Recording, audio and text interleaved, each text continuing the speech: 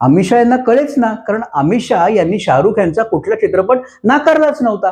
किंबहुना त्यांच्याकडे शाहरुख खानच्या कुठल्या चित्रपटाची ऑफर ही आलीच नव्हती. अमित शाह यांनी विचारलं, सर आप किस फिल्म की बात कर रहे? मी बोला चलिए दिखाता हूं. मग त्यांनी त्या चित्रपटाचा रशेस अमित शाह यांना दाखवलाय शाहरुख खाननी आणि सांगितलं की ये फिल्म है चलते चलते.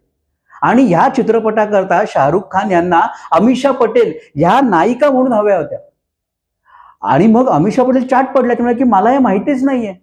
तेव्हा शाहरुख खान यांनी असं सांगितलं की शाहरुख खान यांनाच नाही तर जुही चावला ज्या या चित्रपटाच्या निर्मितीमध्ये अगदी पूर्णपणे इन्व्हॉल्ड होत्या, त्यांना काहीही करून अमित शाहच या चित्रपटाकरता नायिका म्हणून हव्या होत्या. आणि चित्रपटाचे दिग्दर्शक अजीज मिर्झा यांचीही अमित शाह हीच पसंत होती.